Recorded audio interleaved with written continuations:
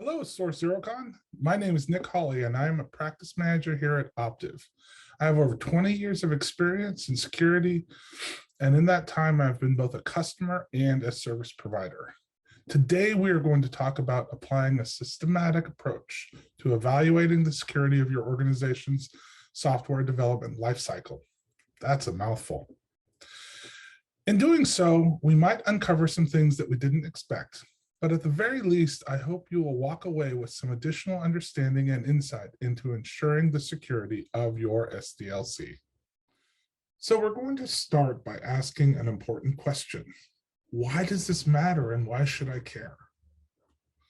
Once I've convinced you that you really should care, we're going to take a look at one of the leading standards for examining an organization's secure SDLC program. Then we're going to look at how that framework can be applied as a tool for greater understanding, prioritization, and ultimately improvement of your program. Finally, we are going to have a frank discussion of how your organization could apply some of the lessons learned here. In recent years, the US and international governments have brought more and more focus on cybersecurity. The SolarWinds breach, whereby a foreign nation state was able to introduce malicious code into a single organization and thereby breach an estimated 30,000 additional organizations, really brought this issue into sharp focus. This led to Executive Order 14028, which by 2024 will require organizations to keep and maintain a software bill of materials, or SBOM, for software it produces. Think of an SBOM as a list of ingredients or a recipe. If an ingredient is later found to be bad, the organization will have the visibility to see and react to that issue. Having a firm handle on your software security program can help your organization address current and future regulatory and security needs. We talked a little bit about SolarWinds already and the coming requirements around SBOM. What about Colonial Pipeline? Who had to stand in line for gas because of this? Show of hands, anyone? Gotcha, it's a recording. And of course, there's Russia. Russia has a very mature offensive security capability. And with the outbreak of war in Ukraine and the subsequent international sanctions, has threatened to use this capability time and time again. At a more fundamental level, understanding your software security program, its strengths and its limitations will help your organization better understand how the latest breach impacts you and what to do about it. I spent a number of years at an organization that embraced Six Sigma and lean manufacturing. Show of hands, who's heard of Six Sigma? How about lean manufacturing? How about agile development? Gotcha, it's still a recording.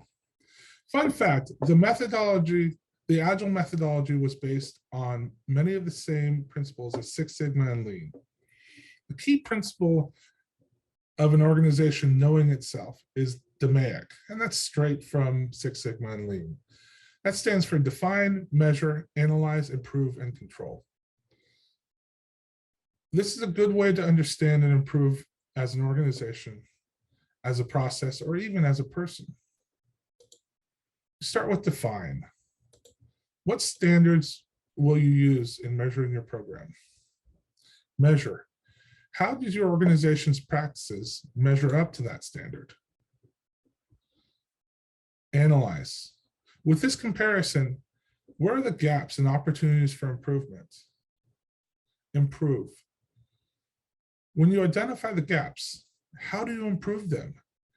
And then control. With these lessons learned, how can you refine your program so that there are few, if any, surprises? So now that I've talked about a need for a well-defined security program, let's talk about a few leading standards that can help you get there. Primarily, there is BSAMM and OWASP SAMM. I could spend the day going over the differences, but at the end of the day, they lead to the same place: a measurable, secure SDLC program. Wouldn't it be nice to be able to understand the risks of your program in an objective manner? An actionable secure SDLC program. How do I improve and what should I prioritize or care about? A versatile secure SDLC program. A process that is agnostic from your tech stack and that can scale with your business. This model is helpful for any organization that is involved in software development, be it a startup or a large multinational organization. So here's the core of the OWASP SAMM standard. There are 5 pillars to this model known as business functions and 15 subordinate activities. Let's start with governance. Governance includes strategy and metrics. This deals with understanding the organization's risk tolerance around application security and aligning that with the overall organization's risk strategy, and then establishing metrics to meet these goals. A good way to understand this area is to think of it as a map. Where is your organization headed? Next, under governance, we have policy and compliance. This deals with how effectively your organization manages risks from third parties, sets internal security standards, and socializes security within the organization. And then we move on to education and guidance. This is about building a program of security awareness within your development community and identifying different educational needs from director to developer. This is much more than your standard security awareness training that we all take annually. The next pillar or business function is design. That includes threat assessment. How does your organization identify and respond to threats in its development process? Security requirements. How are security requirements captured and socialized in a repeatable manner throughout your development process? Security architecture. How does your organization ensure that security architecture practices and patterns are applied consistently and repeatably? Let's move on to implementation. This is typically where your CI/CD toolchain gets involved. Secure build. How has security been baked into the development toolchain? Secure deployment. How do you ensure that once code is developed, that it makes through to deployment in a secure way? Defect management. How do you track bugs in your organization's code? Are those same standards applied to security defects? Okay, let's move on to verification. Verification includes architecture assessment. How does your organization measure the effectiveness and completeness of security baselines in your organization? Requirements testing. How do you ensure that the security requirements are considered and the testing of these requirements is consistent and complete? And then security testing. What tools, processes, and techniques does your organization employ to address security errors in code? Are these tools complete and consistently applied? Let's move on to operations. Incident management. What processes are in place to address incidents within your organization? Does this process include security breaches in code? Environment management. What processes are in place to ensure that baseline components within your dev stack are patched and hardened? And then operations management. This generally deals with data hygiene, decommissioning, and legacy management. SAMM has 4 levels of maturity. Undefined, that is to say there really isn't much there. Up to level 3, leading. That is organizations that are on the cutting edge of software security practices. Each organization is different and has different needs, but generally we see many organizations targeting level 2, managed. Lower than that, an organization might be leaving risk on the table that is not addressed. Moving beyond that can be costly and have diminishing returns. That doesn't mean an organization shouldn't strive to do that. This just means that many organizations don't see the value proposition. So we've talked about the reasons your organization might consider using a standards-based approach to evaluate their secure software development process. And we've covered one of those standards. Now let's talk about how that standard can be applied to identify gaps within your program. I love this quote, and it was satired a lot when it was first said. But I think there's value in the thought process. Let's start with known knowns. That's the stuff we know that we know. You walk into a restaurant wearing jeans and a t-shirt. How do you know that? You're the one that put on the jeans and the t-shirt. You looked in a mirror before you left the house. Known unknowns, stuff that we know we don't know. Exactly what time your friends will arrive to meet you at the restaurants. Which friends will actually show up and which ones might blow you off. Unknown unknowns, stuff that we don't realize that we don't know. When your friends arrive, your fly is down. We want to use tools like OWASP SAMM to ensure that your software security program's fly isn't down. Without the aid of some security standard, how do you know what good is within your SDLC? There are things that we all might consider intuitive. I should scan my apps for vulnerabilities, right? Okay, but how? Should I do it dynamically, statically? Should I use IAST? Maybe I should use RASP. Why? What are you relying on to prioritize one defect over another? How good is my process? How complete is my code coverage? How bad is my process? What am I missing? Using a standards-based approach is like being in that group of friends at that restaurant. If they are real friends, they're going to tell you that you have had a wardrobe malfunction. They do this because they, like you, are adhering to a long-learned standard that has been published in our brain. In the same way, SAMM is a standard that can help your organization define where are you succeeding, where are your organization's malfunctions, and how to measure success, failure, and even progress. The key to this insight is measuring. To measure is to know. Imagine you're building a house. Is it important that you understand what the measurements are? That the sides are square? That the roof line is consistent? That ultimately it will stand up and not fall down? That's the same way with your software security program. You want something that is well measured so it stands up over the course of time. SAMM calls this maturity. Each of the 5 business functions are rated between 0 and 5. Those are your measurements. Each business function is broken down into 3 subdomains known as activities. Each of the 3 activities for a given business function are used to derive the overall score for that business function. It's critical that these measurements, as much as possible, remove individual and organizational bias. Again, thinking about the house, you don't want your contractor's opinion of what the measurements are. You want an objective measure. The goal ultimately is to be empirical or close to it, to measure the success of the organization's SDLC and where it needs to be improved. So let's look at how this translates. This is a little bit of an eye chart, and I don't want you to get lost in the details, but I do want to spend a little time explaining the how.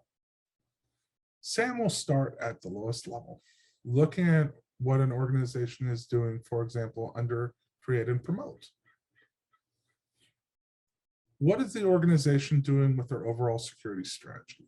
Have they determined the organization's risk tolerance? Have they set a strategic direction for their application security program? Is it aligned with the overall organization's risk tolerance? This will feed up into strategy and metrics activity, along with the scores from measure and improve. This will in turn be combined with scores from policy and compliance and education and awareness. These activities are used to derive your overall score of 0 through 3 in the governance business function. So here's an example of what this might look like. What do these scores say about this sample organization? If it's a highly regulated organization, such as a bank, this shows that it's meeting its compliance requirements and has a process in place around design and implementation that may need some work. The risk in this scenario might be that although they are meeting their compliance obligations, they are not considering all the threats to their organization in the software it produces. For example, a banking app, and may be at risk of a breach of security in their software. On the other hand, if it's a startup that puts focus on fast development and short time to value for their customers, this may be a very good score. In either case, there's room for improvement. Whatever the current state is today, working towards continuous improvement is critical. So what is good? What is bad? Well, that depends. What are the security liabilities of your organization? Are you in a highly regulated industry such as finance or healthcare? What do these regulations require? What is the impact of non-compliance on your organization? Does your organization develop software that it considers intellectual property? What is the impact of the loss or theft of your organization's IP? What about your customers? How would it impact your customer's business if your software that they use were found to have significant security flaws?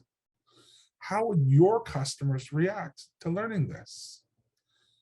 Do you have contractual obligations where you'll have some liability to them in such a case? Would your customers be subject to regulatory sanctions because of your organization's software security flaw?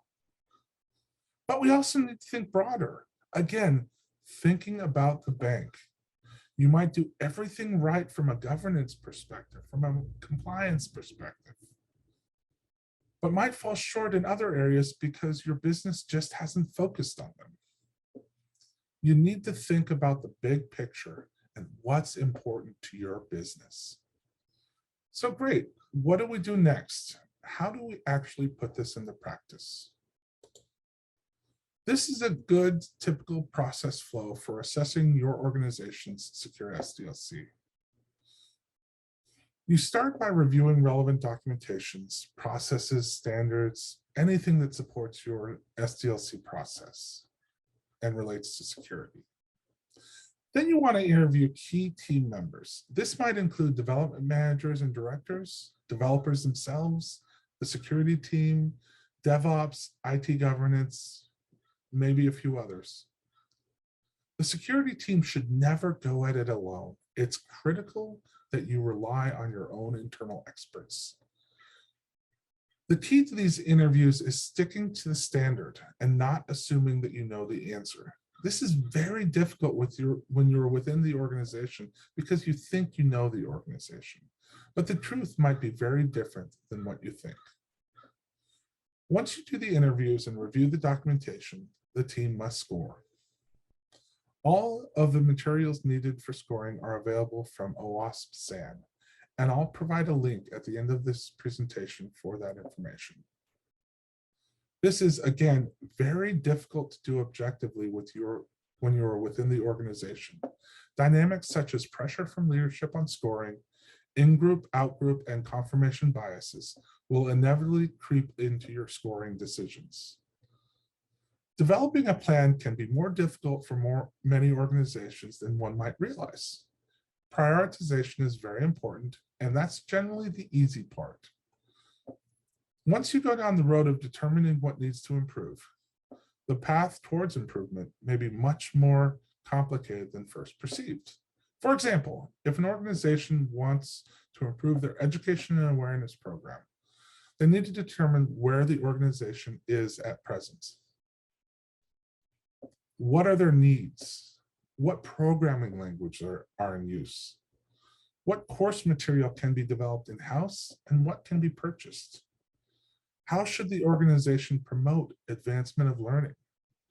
Should the organization integrate a security champions program? What are the criteria for being involved in the security champions program? What roles will need to be trained? What are the curriculum for each role? It is not as simple as providing a one-size-fits-all program. In the software security space, there are just too many variables. Once a plan is developed, How do you ensure the various organizations within your companies accepts and buys into the program? So the question that faces a lot of organizations is, should we do this in-house or should we get help from a third party? Of course, doing the work yourself can be cheaper. However, don't forget to consider the internal resource cost to your organization that you have to put towards this effort. When you bring in a third party, they come with an assessment methodology, with experienced practitioners, and will be able to perform this assessment at a high level of efficiency. As we mentioned before, assessing your own organization can introduce bias. Your organization must be mindful of that and find ways to account for it. Bringing in a third party means bringing in a fresh perspective that sits outside of your organization. They are not constrained by internal politics and pressures. I've seen a number of times that organizations will try to go at it alone, and an effort that was meant to be completed in a month or a quarter ends up stretching into a year and beyond. The problem is that you all have day jobs, so that as you perform the assessment, you might have other duties, projects, and pressures that come into play. With regard to third parties, your project is their day job, and it is their priority. Often the interview portion of an SDLC assessment can be completed in a week. And in that week, the impact on internal resources are minimized. Typically, scoring and reporting can take an additional 2 to 4 weeks, sometimes more, sometimes less.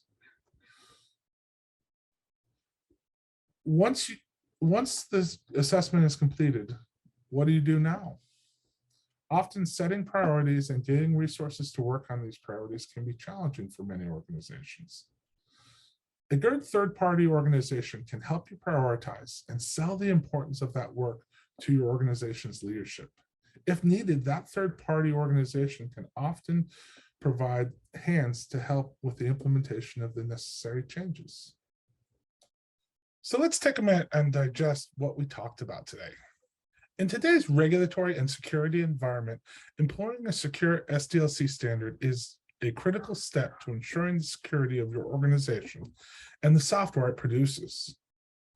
There are a number of standards available. Today, we talked about OWASP SAMM. These standards will help you consider your program and your process holistically. By doing so, you can truly understand the strengths and weaknesses of your program and use that knowledge to sustainably improve the security of your SDLC program. These improvements will help your organization reduce the risks associated with your SDLC. Organizations can do it alone or get help from a service provider. We recommend getting help. The security of your SDLC is worth the investment. Thank you for listening, and please reach out to the team if you have any questions or would like to discuss this topic in more detail. And that's it.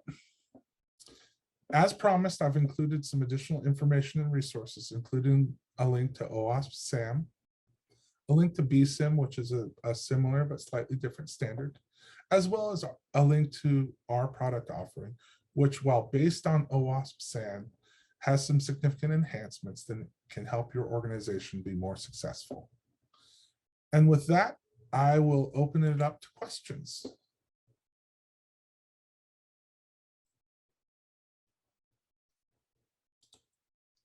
Hi, I'm John Quadrino on the attack and pen team under threat. I just want to say something I'm grateful for and I really enjoy on our team is just how open everybody is. When we come up with new TTPs or new tools, people want to show off, share their skills, and teach others. Hi, my name is Savannah Lazera, and I'm on the attack and pen team under threat management at Optiv. And I would say the things that I love the most about working on our team is the collaboration that we have with each other. We're constantly sharing new ideas with each other. We're constantly building out documentation for new attack chains. And I would say those are really big things to kind of help grow a team skill and make sure everyone's kind of at the same level. Hi, my name is Zach Stein. I'm on the attack and pen team under threat management at Optiv. And my favorite part about working on this team is how we all work together with each other. Whether it be collaborating on an engagement or research new techniques, there's always someone there to A, have fun with, and B, learn new things from. Hi, My name's Heather Hall. I'm on the demand and delivery team under threat. The thing I love most about my team is how we are all equals. My peers are all willing to listen, help, and take on challenges right next to me. Hey, I'm Ari with Octave's Attack and Pen team. Why do I love working for the Attack and Pen team? Because it helps me win from within. Hi, I'm John Quadrino on the Attack and Pen team under threat. I just want to say something I'm grateful for and I really enjoy on our team is just how open everybody is. When we come up with new TTPs or new tools, people want to show off, share their skills, and teach others. Hi, my name is Savannah Lazera, and I'm on the Attack and Pen team under Threat Management at Optiv. And I would say the things that I love the most about working on our team is the collaboration that we have with each other. We're constantly sharing new ideas with each other. We're constantly building out documentation for new attack chains. And I would say those are really big things to kind of help grow a team skill and make sure everyone's kind of at the same level. Hi, my name is Zach Stein. I'm on the Attack and Pen team under Threat Management at Optiv. And my favorite part about working on this team is how we all work together with each other. Whether it be collaborating on an engagement or research new techniques, there's always someone there to A, have fun with, and B, learn new things from. Hi, my name's Heather Hall. I'm on the demand and delivery team under threat. The thing I love most about my team is how we are all equals. My peers are all willing to listen, help, and take on challenges right next to me. Hey, I'm Ari with Octave's Attack and Pen team. Why do I love working for the Attack and Pen team? Because it helps me win from within.